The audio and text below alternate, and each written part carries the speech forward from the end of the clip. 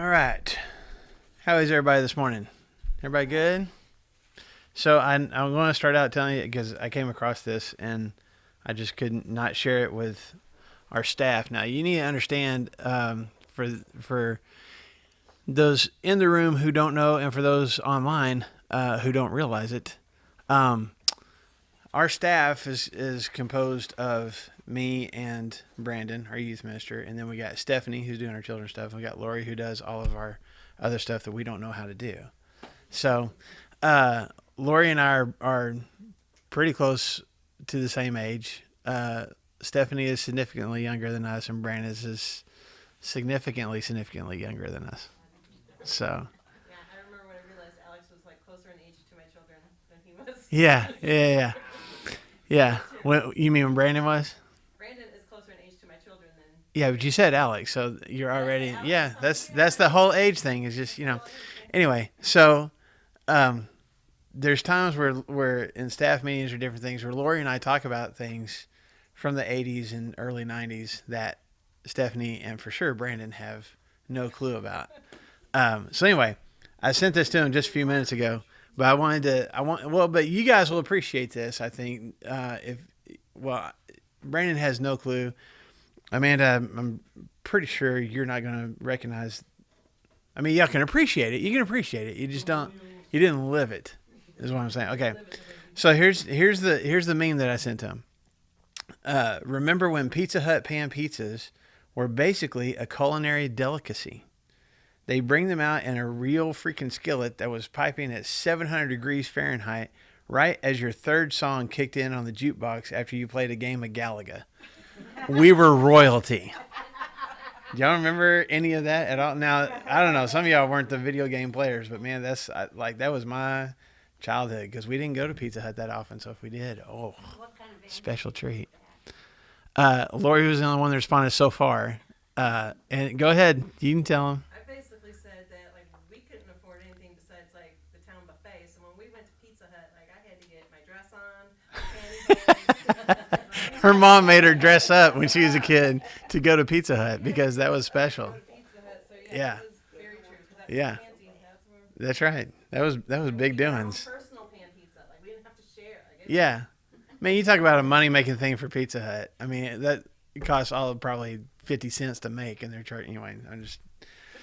But it was royalty. Okay, so I don't know, what kind of things that you can think of, but I mean, do they even have jukeboxes in any kind of restaurants anymore, except for decoration? Do you even know? In the diners and stuff sometimes. Yeah, but even it's intentional. Hey, we've got this quote unquote old technology. That's what I'm saying. It's for decoration. There was a place when I was growing up in Fort Smith, and I don't know if anybody watching online is from the Fort Smith / Van Buren / Alma area, because there was a local pizza chain called Pizza Parlor. It's still around, but there's not as many of them as there once were. But there was a pizza parlor on Kavanaugh Road in Fort Smith, and again, special occasions we could go, and we would order our pizza, but at every booth in that restaurant, it wasn't. Now, some booths you go to Waffle House, places like that, and they have a little mini jukebox at your table. Do y'all remember that at all? Okay, so you see the big jukeboxes in the corner, but they have the little mini jukeboxes that you could play your own songs right there at your table. That was supposed to just be for you, but obviously everybody else around you could hear it too. And if you had 2 or 3 people playing at the same time, it was chaos. But this pizza parlor had your own personal black and white television. Have you ever heard of this? And you feed quarters into it, and it'd be about 10 minutes per quarter. You could, it's just the local stations. It wasn't like cable or anything like that, but you could tune it, turn the dial and Channel 5 and Channel 4, all the Fort Smith stations, you could bring them up and just watch TV while you're sitting there. It was the coolest thing, man. But my parents were like, we are not feeding quarters into a stupid television. We got a television at home. I'm like, I know, but it's right here at our table. And they never wanted to. Every once in a while, I could talk my dad into feeding a couple of quarters into it, but I wouldn't get the whole show because he wouldn't, put a whole, I don't know what it would have been, $2 worth in there. Anyway. Oh, hard times growing up. You know what I'm saying? Okay, so I don't know how to segue from that into what we're talking about today. Yes, ma'am. Before you segue, can I ask a quick You can ask a quick question. I'm trying to create this group on who's here today. Does anyone know of anyone that plans on being part of this group that's just not here today? Who's been coming recently? Online. Yeah, but as far as like in the room, Normally I would say Marriott, but she's had a lot of. she's trying to kind of distance herself with Mm-hmm. people. So after her surgery, she might be, but Okay. not We now. can always add people later. Yeah. Yeah. 10 years ago, you would have never seen me in a group like this. And I've decided to learn. Well, good. Now, I'm glad you're here, Dave. as an ex-jock, this is different. Well, good. Good. My wife is stunned that I'm still here. I'm telling you, it's no longer just a ladies' class. It's a Tuesday morning class. Anybody is welcome to join. So I haven't even checked. Brandon, is anybody saying good morning online this morning? Not so far. Y'all are welcome to. Brandon's back with us today. So you can even just say hi specifically to Brandon if you want to. Okay, so we're going to be in either Deuteronomy chapter 5 or Exodus chapter 20, whichever one you want to look at. We're going through the 10 Commandments. Before we look at the next one this morning, I want to ask you guys just to kind of think about, and I would love to get some answers from people online too. What is something that either you've bought or it was given to you, some possession of yours that it would just break your heart if somebody stole it? Like, maybe a piece of jewelry, maybe a piece of furniture, maybe that big television on the wall, maybe your car, maybe it's some little memento from a trip that you went on, and if somebody stole that, what? And it can be anything. Just first thing that comes to your mind. What if somebody stole something from you? Well, there's some stuff you're like, okay, I would be upset, but it's not going to be heartbreaking. But there's some stuff like, oh man, please don't take that. Anything? Your bike? Yeah. Do you bike often? Well, good for you. So if somebody stole your bike, that would be heartbreaking. Yeah. So how many chains do you have to chain it up to places when you stop it? But you want to make sure they can take other stuff, but don't take my bike. Okay. Dave, what do you think? We learned in this move from Kansas down to here. We got rid of so much more stuff. Mm-hmm. It became things. Mm-hmm. But the things that really were precious were things of inheritance, Mhm. about memories. Right. Jean's family inheritance stuff. Right. Stuff from my part of the family. Those were cherished. So like family heirloom kind of things that have been passed down. Not because of value, it was because of memory. Right. The memories attached to them. Memories attached to It might even be something that somebody else wouldn't give $2 for, but it's it's that precious to you. Jean found all these pictures. Uh-huh. And I guarantee you they brought more memories, and the value was inconsequential. Yeah. But the memories attached to them Yes. were invaluable. We got rid of more stuff, and it was stuff. It Yep. was things. And Cheryl said, Dad, Mom, we can replace it down there. We don't want to transport it. Yeah. And boy, was that an awakening. Yeah. And we needed that. Yeah. When we die, what are we taking with us? Nothing. You don't take anything with you when you die. That's right. That's right. Well, boy, was that a good wake up. We needed that. Yeah. Anybody else? Yes, ma'am. Hand-pieced, hand-quilted quilts from my grandmother. Okay. Grandmother made handmade quilts. Okay. And if anybody took one of those, that would just she would cry. Anybody else? Your wedding ring? If somebody stole your wedding ring, that would be heartbreaking. Yeah. So, Bryce, if you're watching this later, Amanda says she really likes her wedding ring. That's a good thing. Yeah. Ring. Your mom's ring? Still have it? Know exactly where it is? Yeah. Yes, Yeah. You want to say online where it's at? No, I'm just kidding. Don't do that. The safe is big. It's not a Yeah. There's some things that we can think of like this is important to me, and maybe it's something of a lot of value, maybe it's something that's just a personal value. What is something that well, I'll just go ahead and say it. I'll say this, and then if you have a comparison like it, you can share. One of the things that at least since my teenage years, for sure through college, first part of adulthood, I'm not as bad. Once I had kids, I'm not as bad about this as I used to be. But one of the things that I was really protective of and did not want people to ever take was my French fries. Y'all are kind of looking at me with a dumbfounded look. Man, I love my fries. And you could take a bite of my sandwich. You could take a drink of my drink. I don't care. But if you just walk up, or if you're sitting next to me and you just reach over without asking, I might give them to you. I might give you a couple if you ask. But if you just reach over and grab a couple of my fries, oh, man, that just flies all over me. I'm just so irritated by people taking my fries. So just know that if we ever go somewhere to eat and I order fries, ask first, I was just, now, like I said, once I had kids and, your kids reach over and start taking stuff, it's like, all right, I'll probably let that go. So I'm a little bit better than I used to be. But I've honestly, somebody has reached across and grabbed some of my McDonald's fries before, and I've grabbed their hand and just squeezed and you need to let go, and they're like, I'm like, no, I'm serious. You need to let go of my fries right now. I don't like people taking my fries. Is there anything like that somebody, I don't know, somebody takes your pen, somebody takes, just how important are a couple of French fries? Obviously not very important, but I savor my fries. I'm really passionate about my fries, just so y'all know, in case you didn't know it all. All right. Brandon, anything? Yeah, Jamie said the pearls that my dad gave me. Oh, that would be very precious, very important. There's something special and unique about kind of the combination of what we've already said of family things that I'm inheriting. Yes. That also have monetary value and emotional value, like wedding rings, Yeah. Yeah, when you get something from a family member, it means a whole lot more. But I'm still passionate about my fries. So. Same level. Can I tell a story that has nothing to do with what Well, sure, Lou, go ahead. It goes along with your fries. Yeah. When Drew was little, he was very picky eater, and he wouldn't eat Chinese food, but we like to go to Chinese restaurants. So we'd drive to McDonald's and get him some fries. And Yeah. he was sitting in a high chair. He was that little, and he had his fries there on the plate. And the man that owned the restaurant walked by, and he reached down to grab one of Drew's fries, and almost faster than we could grab his hand, he had his fork ready.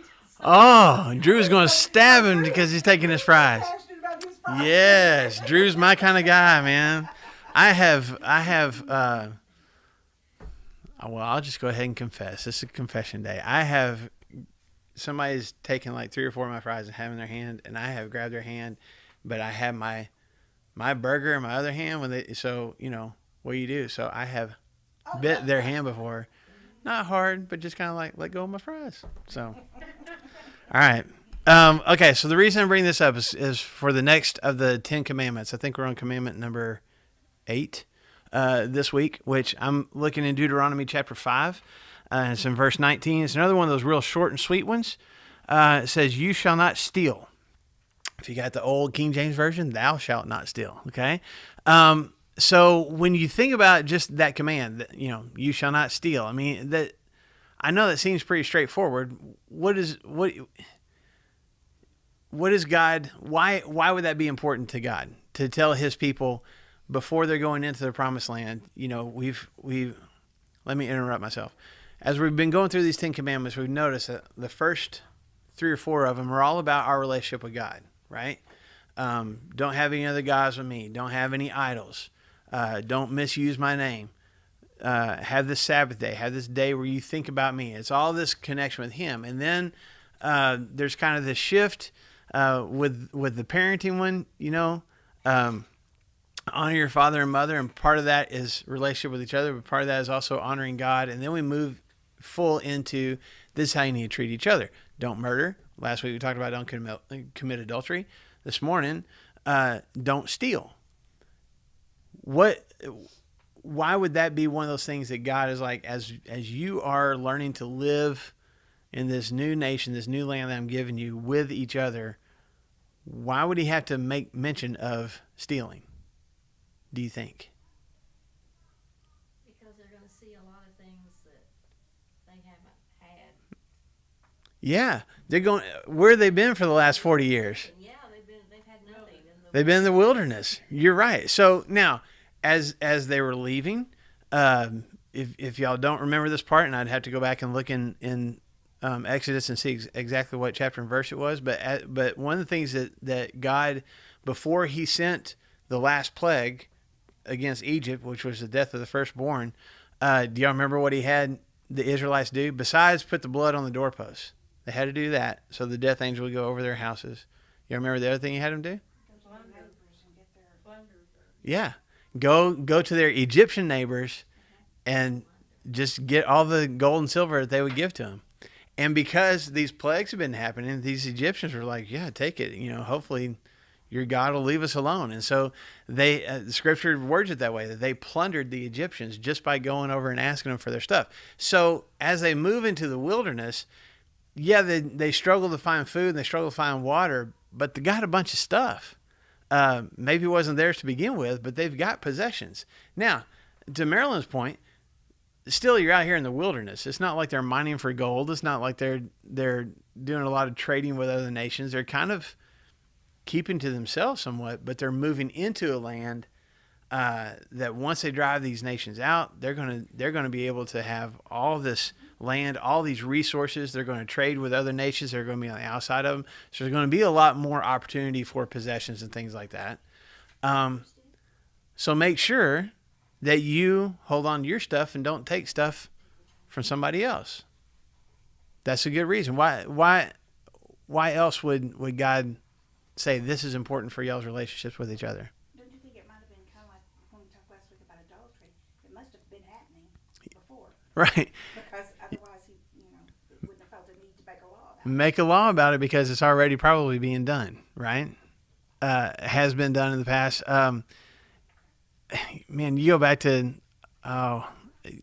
look through the Old Testament characters before we get here. I mean, Jacob. What did Jacob mean in Hebrew? Does anybody remember what his name meant? Literally meant. Okay, that's the figurative meaning, because it literally means heel grabber. Because remember, he was grabbing Esau's heel when he was being born. But the figurative thing of that is a trickster, a swindler, a deceiver, somebody who tricks people to get what they want.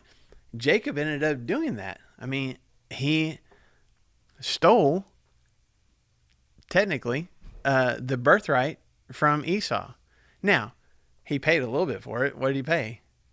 A bowl of soup, okay? He got the rights to the inheritance in the family. He stole, but then later on, Scripture words it this way. He stole Esau's blessing. He dressed himself up as Esau, came to his blind father, and got Isaac to bless him, thinking that he was blessing Esau.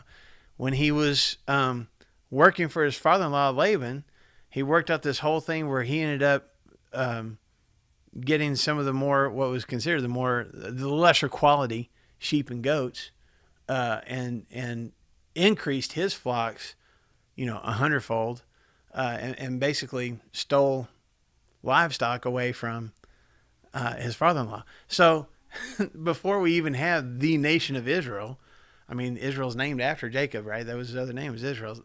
We've already got God's people taking things that didn't necessarily belong to them. Okay, so it's already been happening. Yes, sir. Stop and think about the word steal. Thou shalt not steal. Mm-hmm. Nation of Israel's in the Sinai for all these years. Now they're going to go take a land. Are they not stealing the land? It says God's giving it to them, but you could take that word and say, we're taking it. Yes. But yet you're not supposed to steal. Yeah. Aren't you stealing the land from somebody else? Yeah. Semantics comes in there. How do you play the difference? Well, I think I've got an answer. So the question for those of you online is, if we got God's people going into a land that is already possessed by someone else, it's in their possession, and God's people are going to go take possession that's taken from someone else. So in essence, that's a version of stealing. So is God saying here, don't steal, but then allowing his people to go steal land from these people that they're going to go conquer? So that I've got an answer. All right. So, and this is the other reason that I think the guy gives this command. When we go back to the original Hebrew language, the ancient Hebrew language that this command was originally written in, this word, our English word that we use here for steal, meant to take something that doesn't belong to you. That makes sense. Take something that doesn't belong to you, but specifically, almost always this word is used taking something that doesn't belong to you by deception or by stealth. I'm sneaking in and getting it. I'm tricking you or deceiving you in some way and taking something from you. Okay? So that'd be a little bit different than just invading and taking over the land. And so I don't think that God was telling people, hey, if you're strong, go take, don't be a bully, don't go take things from the weak. But that's not really what he's getting at with this command. This is more about using deception to take something that doesn't belong to you, to gain an advantage and put somebody else at a disadvantage. Now, if that's at the heart of what God is getting at, why do you think that would be important to him to get across to his people? Don't take things from other people by deception. Brandon? Cade said something interesting, and he said, stealing usually involves, I'm going to take control of my own needs and wants attitude, and so God wants to be their sole provider. So I guess that with, deception, we're talking about lying, we're talking about truth, and all that. I think those things kind of fit together. So I think the bigger thing here from God is not just don't walk up to somebody face to face and take, don't take that kid's quarter away from, for his milk money just because you're strong enough to do it. This is about being genuine. This is about being real and being honest. That's part of, I think, the heart behind this command. Don't trick people. You need to be sincere. You need to be genuine. You need to be somebody that can be trusted. Then the other piece of it is kind of like what Kate is mentioning there. What does it say about my reliance on and trust in God if I'm going to trick somebody to take something that they have? Well, let me make that a little bit more clear. But the land is Yes, really ma'am. God's land because he made it. So he Right. was kind of letting those people live there, so they didn't really steal either. That's true. All that land belonged to God in the first place. And like Dave said a minute ago, God's like, I'm the one that's giving this to you. And if we go back through the history of Israel, that land was Abraham's in the first place. I mean, Abraham and Isaac and Jacob, now they didn't have probably possession of as much of the land as the entire nation needed once they got there. But they're coming back after 400 years of being gone. Now, when they left, there were 70 of them. Now there's, hundreds and hundreds of thousands of them. So there's a considerable difference there of the family coming back to take their family land. But yeah, it's a little bit different than what God's getting at here. And again, this is about how we are in a relationship with each other, how we treat each other and get along with each other. Don't steal. Okay. So is this still a command for us nowadays? I mean, we look at the 10 Commandments and go, okay, well, that was a long time ago. Is this still something that God is like, yeah, y'all don't need to steal here in what year are we in? 2021. Doesn't he say that you shouldn't even covet it or want it? Mm-hmm. And we're going to get to that one. That command's coming up. You shall not covet. We'll get to that one. That's still applicable today, isn't it? For sure. So, that's what it has to do with us. We shouldn't do it either. Yeah, It was a law from God for all time. yes. So let's look at a couple of different ways that we still see this applied in the New Testament. Okay, I mean the first one, obviously, the first kind of. Well, let me interrupt myself again. There's multiple kind of commands wrapped up in this one command. So I think one thing that God is trying to get across, one command to get across his people, is obviously don't take what doesn't belong to you. If I'm stealing, I don't have it and I want it, so I'm going to take it. Okay, so it's somebody else's, and I'm taking it from them. And so obviously God doesn't want us doing that. Now, why doesn't God want us taking something that doesn't belong to us?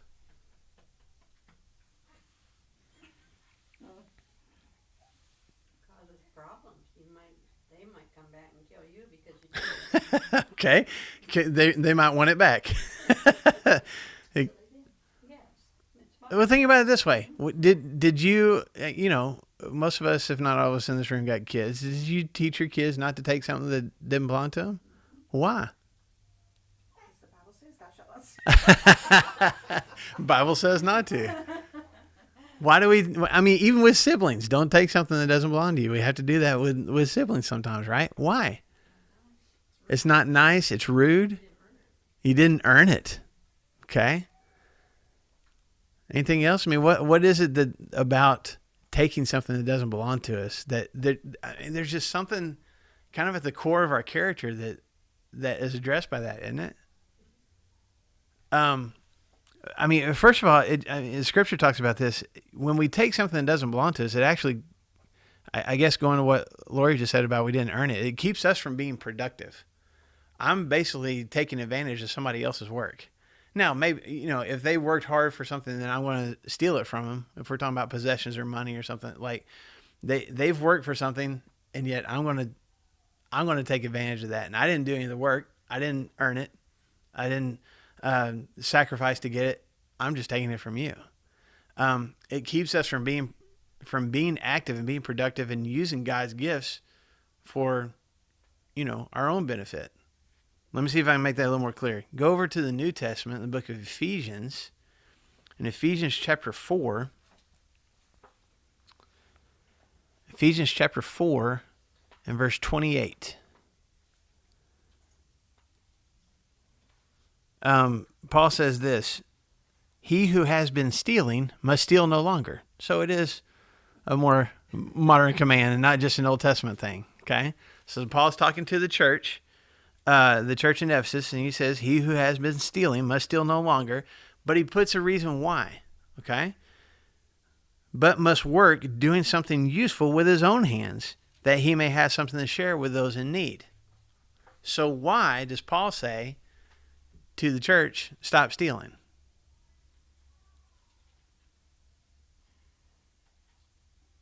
What's the reason he just gave there in verse 28? He wants them to work so they'll be able to help others. Mm-hmm. And I would think that if you went to the trouble to steal something, you wouldn't want to share it with them. Right. I'm going to keep it. I'm not going to share it with somebody else. So Right. he's wanting them to help there, especially I think it's at the church. Mm-hmm. In the church, that they're wanting to, they need help. Yeah. So work, get a job, work. Yes. You can, and they maybe can't. Yes. You got the ability to. God's given you the ability to do work, so go work. Mm-hmm. Now, a couple things about this verse. Just a real simple verse, kind of tucked in the middle or kind of towards the end of Ephesians chapter 4. But look at how he words it. He who has been stealing must steal no longer. Which means what?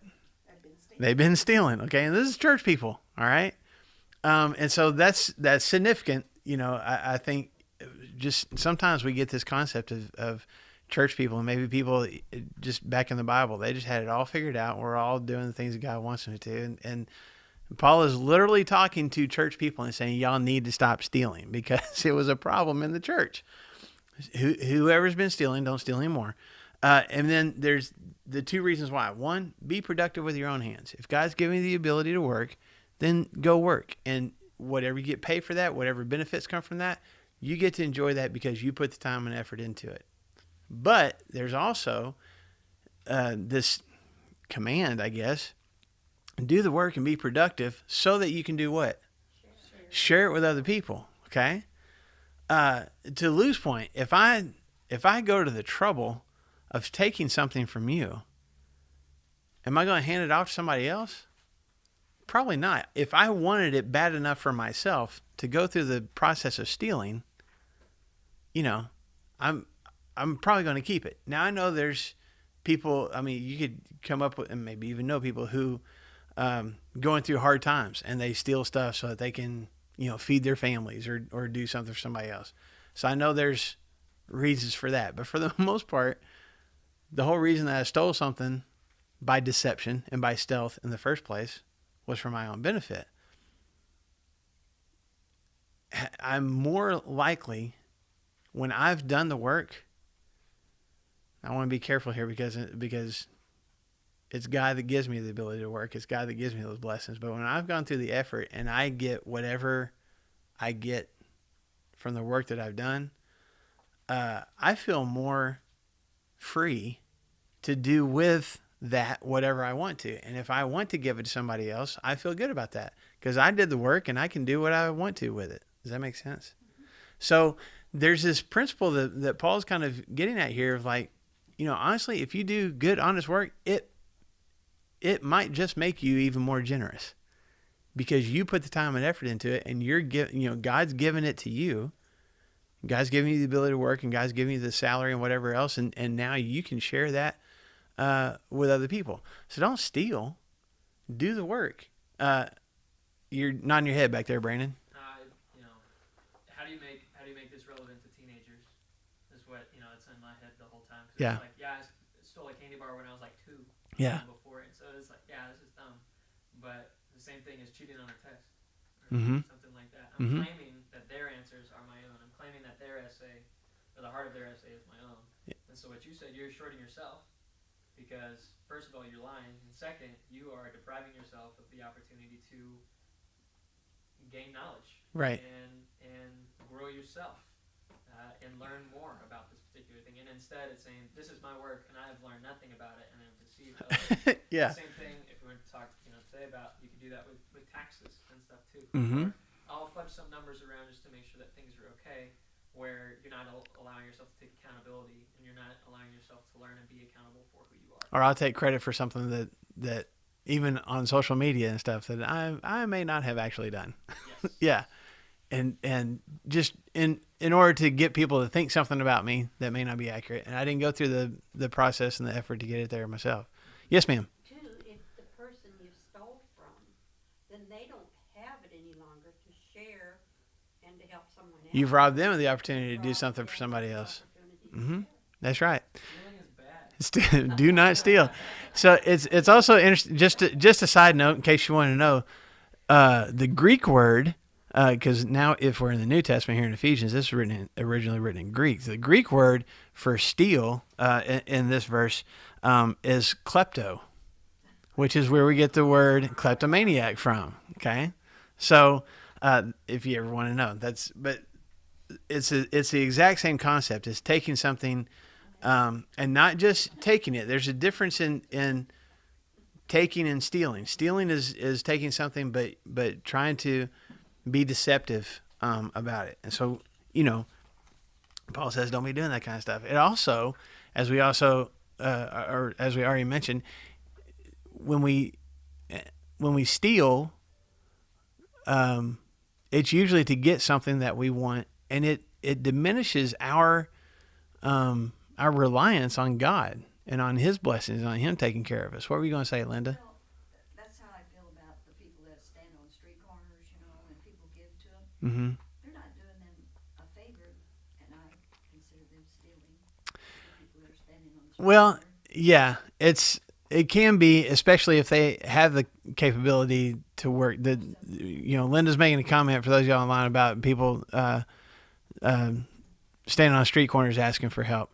And if they have the ability to work, but they're just standing there asking for a handout, I can see, that's deception. That's, the only difference would be they're not taking it by deception, but they're getting it handed to them for sure. So, yeah, that's such a hard thing. I go back and forth on that all the time. People and Lori and Brandon know this, when people come, to the church, Lou's on our benevolence committee, and people come asking for help. And are they always completely honest? No. We can get deceived. We can get duped. And, we try to do the best we can to be as discerning as we can, but, not always. And the problem is, it just makes you jaded. You just don't trust anybody. You just assume everybody's trying to deceive. And I fight that a lot because I don't know those people's stories. you know, and when I have a really hard time when somebody says they can't find a job and can't get any work. I'm like, because my oldest son, when he was 15, I guess maybe he had just turned 16. Anyway, he was sitting in Brahms ice cream shop with Christy, and they had, you know, a now hiring sign, and he walked up to the counter and was like, you know, I guess I'll take an application. They were like, here you go, and he filled it out and handed it back in and went home, and they called him an hour later and said, hey, can you come in for an interview? And he's like, sure. And he drove back over. We lived like 2 miles from Brahms. Drove back over, and they interviewed him, and 30 minutes later he had a job. You know, there's jobs out there, and especially, you know, you hear about all the different service industries now. They're like begging people to come work. There are jobs out there. So I struggle sometimes when people say, I can't find work. Now, I know there's disabilities, and I know there's challenges and things like that. So I have to be careful about being too cynical about that as well. But man, it makes it hard sometimes to not see them as thieves and as stealing, especially when a person fully has a capability to provide for themselves and they don't. Which again, I think is one of the issues that God is getting at here with His people. It's not just hurtful in our relationship with each other; it's hurtful to Him. If God says, I'm going to provide for you and I'm going to take care of you, and it may not always be everything that you want, but I will take care of your needs, and I'll make sure that you know, you're safe and you're healthy and, you know, all those kinds of things. For me to steal is me basically telling God, I don't fully trust you to do that for me. So I'm going to take something for myself. Does that make sense? So, you know, if you go on to the next book from Ephesians to Philippians chapter 4, Paul says in verse 19, Philippians 4:19, my God will meet all your needs according to His glorious riches in Christ Jesus. I've got that typed on this piece of paper. If I look that up in this Bible right here, I've got the word needs underlined, because there are a lot of times when I get frustrated with God because He doesn't take care of my wants. And I got a whole laundry list of wants. And I think God's like, yeah, that's a great list. It's not what you need, you know. But I think I need it, so I'll change it to, but I need it. No, you just want it, you know. But God promises, and Paul says here, God's going to take care of your needs. To steal, to take something from somebody else is not just hurtful to them. I'm basically telling God, you're not providing. I don't trust you enough, so I'm going to take measures into my own hands. Okay? So I think that's part of why He doesn't want us to do this. Now, the other piece of this is the deception part. And I've already mentioned this, but I want to kind of flesh it out a little more. God wants us to be genuine, to be sincere, and to be honest with each other. And when I get something that doesn't belong to me by some kind of deception, that's completely against, you know, what God's asking me to do and who He's calling me to be. Okay, and part of that is it's just the whole stealing thing. It's just selfish. You have something I want, and so I'm going to take it. Well, who does that make it all about? It's all about me. Here's what I want. What will it take for me to get it? You're not just going to give it to me, so I'm going to trick you and take it from you. Okay? So go to Philippians again over the New Testament. Philippians chapter 2. Look at verses 3 and 4. Do nothing out of selfish ambition or vain conceit, but in humility consider others better than yourselves. Each of you should look not only to your own interest, but also to the interest of others. If I'm taking something from somebody else, whose interest am I looking towards? Mine. Just me. And especially if I'm deceiving you to get what I want, I don't care how it affects you. I'm not even thinking about how hurt you might be, how offended you might be, how that, you know, what that would do to your trust of me or of other people. I don't care about any of those things. What am I only concerned about? What I want. And Paul says, don't do anything. Don't do anything just based on your own selfishness and wanting to do something to make, your own status or your own life better. And he says, is not that you shouldn't look out for your needs and your interests. That's not wrong. But that can't be your only focus. And when I'm stealing, I'm only thinking about me. Okay? And then, go ahead. It's pretty audacious, I guess, in my thing, because you think about it, but in humility, consider others better than yourself. And if that isn't like the direct opposite of America, like I don't know what it is. Yeah. I'm looking out for me, and I'm going to take care of me. And once I take care of me, then I can take care of you. Yeah. And he's like, man, you got needs? Did you eat breakfast this morning? What about this guy? Did he eat breakfast? Why don't we check on him first? Right. It's like, it's a culture change, at least for me. For sure. And it's not that I'm neglecting myself, Mm-hmm. but am I really reaching out and making sure that Marshall is okay before I even make sure that I'm okay? Right. It's definitely foreign to our culture nowadays, and probably has been for a while. And maybe it's kind of foreign to human nature, I guess, somewhat. But definitely in a culture, and man, you can get online and look up all the statistics. I don't know if we're the number one country in the world like we proclaim to be. Maybe we are in different things, but we've got it pretty good, and if you go to some other countries and see, I know you can go to some pretty impoverished places in our own country. I'm not saying you can't, but when there's entire nations of just seemingly all impoverished people, we've got it pretty good. And yet we are very self-absorbed and self-focused, and we are much bigger consumers than we are givers in general. I'm not pointing fingers at anybody in this room, just like Brandon said, it's kind of our culture. And so when Paul says this, you're being selfish when you steal. Don't look out for your own interest. Look out for other people. Be more apt to let go of stuff rather than grab a hold of it. That's foreign to our culture, and again, probably foreign to our human nature. And then there's the deceptive, the dishonest part of it. One of the verses that I go back to, if you've heard me preach multiple times, you've heard me use this verse on different occasions, and I go back to it just for my own self on multiple occasions. That's back in Ephesians chapter 4 again. We look at verse 28 where Paul says, whoever's been stealing, don't steal anymore. Go back a couple of verses to verse 25. And Paul says, therefore, each of you must put off falsehood and speak truthfully to his neighbor, for we are all members of one body. Again, talking to the church. But, we could word this a number of different ways. Stop lying to each other. Obviously, we don't need to tell untruths to each other, but when he says put off falsehood, that Greek word for falsehood is not just about lying. It's about something that's fake, something that's not real.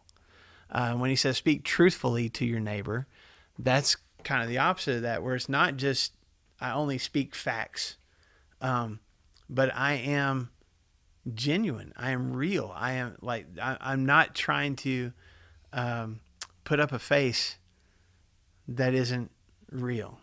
I'm going to be genuine with you. And this is what Paul is saying that the church needs to be for each other. We need to be able, when we're around our brothers and sisters in Christ, we need to be able to be real and be genuine. Now, I don't want to go too far away from our class about stealing, but I think this has to do with it. I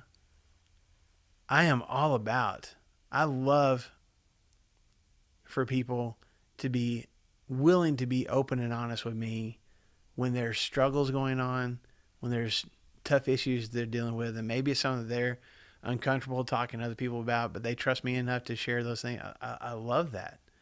Not because I want to know everybody's business, but just I'm honored by the fact that somebody is willing to let their guard down and go, okay, here's some blemishes, here's some flaws, and I'm kind of giving you a peek behind the curtain a little bit. Paul says, man, that should be the character trait of all Christians, of all the people that we should be willing to completely let our guard down around and be honest with and let people see not only the good stuff and the stuff that we're celebrating and the friendships and everything, but to be able to see the stuff that we might be a little bit embarrassed about, mistakes that we made, struggles that we're having, temptations that we keep giving into. That's what Paul's getting at there in Ephesians 4 and verse 25. We're all part of the same body. And if you think about the physical body, your brain and your other systems are all aware of what's going on in the other systems. You don't believe me? Injure one part of your body, and how much does it affect the rest of your body? You know, that's the same concept with the church. When somebody's hurting, we're all hurting. When things are going good, we're all celebrating. We're all members of one body. So if we're all in this together, we should be willing to be completely open and genuine and honest with each other. And yet, how much do we do that? Or how often do we walk in on Sundays or maybe even here on Tuesday class and, hey, how are you? And it may have been the worst week of our lives. And we're like, good. Boy, things are great. And we will put up our face and pretend like everything's fine, and things may be falling apart. And I know I don't want to be critical. It's hard to be completely open and genuine and honest and sincere all the time. There are things that I'm embarrassed of that only some people are going to get to know about. You know, there are things that I struggle with that I don't share with the entire church.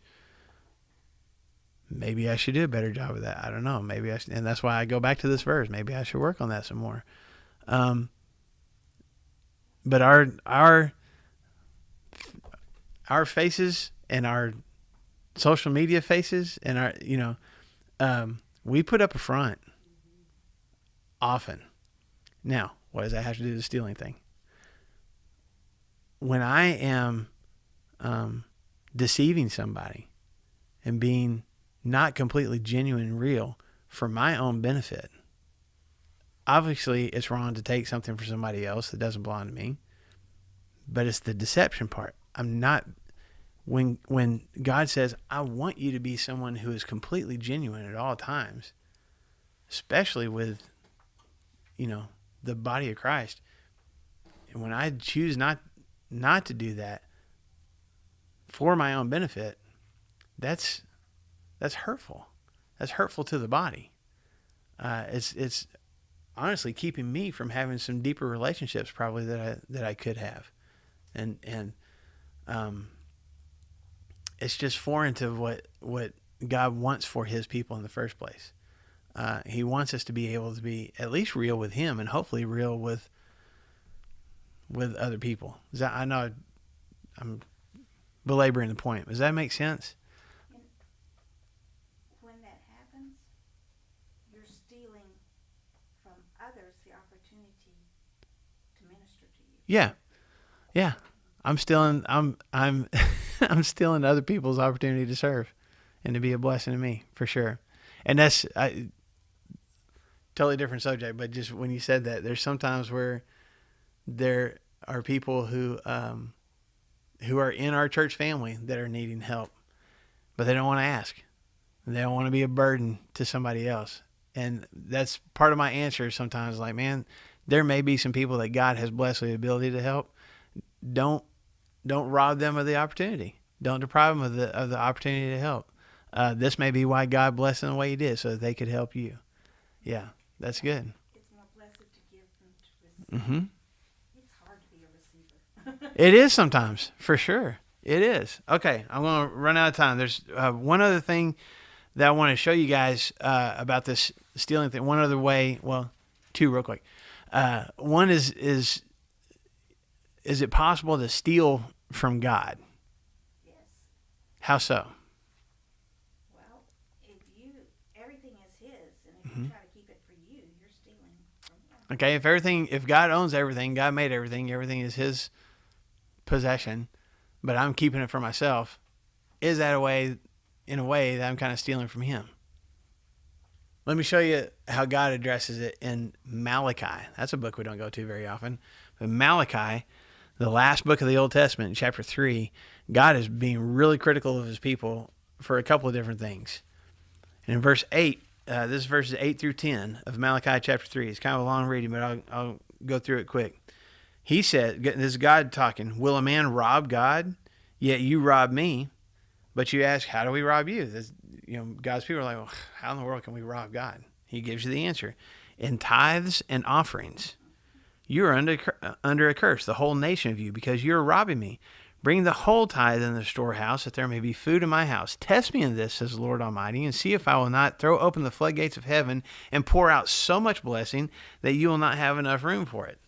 So God gets onto his people because they're not tithing. Now, if you don't know what a tithe is, God, if you go back in Leviticus and in Deuteronomy, it talks about tithing, and basically God's people are supposed to give a tenth of their best flocks, a tenth of their best grain, whatever they grew, that's supposed to go to God. Now, does God need all that? Obviously not. But the priests and other people, and even needy people who the priests would distribute food and stuff to, how are they going to get supplied? That's going to come from the rest of the nation. So I'm giving it to God, and God is using it to bless other people, okay? And it's supposed to be the 10th, and it's supposed to be, we would say now, 10% before taxes, okay? It's supposed to be, he called it the first fruits. Whenever the harvest comes in, the first and the best of what you have, that's what you bring to God. Okay, so he gets on to his people here. Now, they've had this law for hundreds of years at this point. He gets on to them here because they're not bringing the whole thing in. I don't know how much they're bringing. Maybe they're bringing 5%. Maybe they're bringing 7%. Maybe they're bringing 10%, but it's not the best stuff. It's kind of the scraps at the end. Whatever it is, God says, in essence, when you're doing that, what are you doing to me? You're robbing me. You're stealing from me. You're taking something and you're keeping it for yourself, and it's something that belongs to me. So bring the whole gift in. Now, we're not going to take the time this morning to talk about should we give 10% or not. I don't want to get into all that this morning. But with that principle, what is God saying here for us nowadays? We're not bringing 10% of our crops into Flagstone on Sundays and go, here you go give this to people who need it. What are we saying? Keep God first when you're thinking about your financial needs, Mm-hmm. and he said he'll provide for your needs. Mm-hmm. So definitely before you start looking at your wants. Yeah. Plain and simple, we should be good givers. I don't want to put a number on it. It's a heart issue. How tightly do I cling to my money before I give it to God? How hard is it to open my fist up to let go of it? Or am I a cheerful giver, like Paul talks about, which that Greek word cheerful is the word that it's hilarious, something. It's where we get the word hilarious from. That should be a hilarious giver. That just I'm just celebrating. Like when we talk about giving at the end of our church services, somebody will be like, woohoo, get to give. Yeah, oh, sorry, I forgot the little baby was right there. My bad. But that's the kind of givers that we should be. And God is telling us people here, man, if you would do that, if you would have that kind of heart when it comes to giving, back to me or giving to other people, I will bless you. How much? Overflowing. You won't be able to contain it. Okay? I will replenish what you're giving and give you more. And this is the one time, there's other scriptures say, don't test God. This is one time God says, test me. See what happens. See what happens when you become more generous. See how blessed you become by blessing other people. Now, I will say this. If you challenge God on that, he's gonna prove it. It may not be exact dollar figures. It may not be one of those things like, well, I'm going to give $20 to God, and later on I find $20 in my purse, and oh, look what God did. It may not be apples to apples as far as that goes. But God says, I'm going I'm going to bless you. You are going to have joy. You're going to have physical blessings. You're going to have emotional blessings. You're going to have friendships and relationships. I'm going to fill you up if you're willing to give those things to other people. Don't rob me. And don't rob other people that I could be blessing because you're holding on to it too tightly yourself. Does that make sense? Okay. And then the last thing, because we need to wrap up, when we don't steal. Now, this is, some of y'all will be like, all right, that's a stretch, but I want to say it anyway. Don't steal other people's joy. I know, I don't think that that's the exact principle that God had in mind when he tells people in the 10 Commandments, don't steal. But, man, that's really what it comes down to. When I am critical of others, when I gossip about other people, when I get caught up in comparison and either compare start feeling bad about myself because I don't measure up to somebody else, or my family doesn't, or my stuff doesn't, or I develop a little sense of superiority because I am a whole lot better than you. And maybe we don't articulate it that way, but we do feel that way. Teddy Roosevelt, man, I came across this quote, I think it was last year or the year before. Teddy Roosevelt said years ago, 100 some odd years ago, comparison is the thief of joy. I can rob myself of joy. I can steal other people's joy. And I think that's even where the whole reason to steal in the first place comes from. You got something that I want. Maybe I just want the accolades. Maybe I just want to feel better about myself. So what do? I knock you down. I take something from you. Don't steal other people's joy. Don't be so critical of somebody else just to make yourself feel good.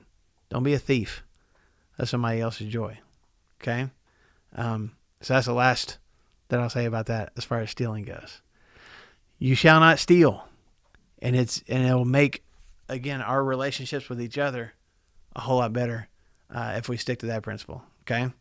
So that'll wrap up for today. Next week we'll talk about lying. That's a bad thing too. We're not supposed to. So the question that we can come ready to answer next week is, okay, what constitutes a lie? Is a little white lie, is that bad? What do we say when someone looks terrible and they say, how do I look? Just don't answer. Well, yes, ma'am. Say you look worse. When Katie was young, Uh-huh. I caught her in a fib. Uh-huh. And she says, but Mom, it was just a fiblet. A fiblet. It wasn't even a fib. It was a fiblet. Yeah. So we'll talk about that next week. We'll talk about honesty and lying and what we can and can't do. Okay. So thank you guys for coming this morning. Grab a cup of coffee on your way out if you want to. Those of you online, thank you for joining us. If there are questions or comments y'all have, we'll get to them even after class is over. Okay.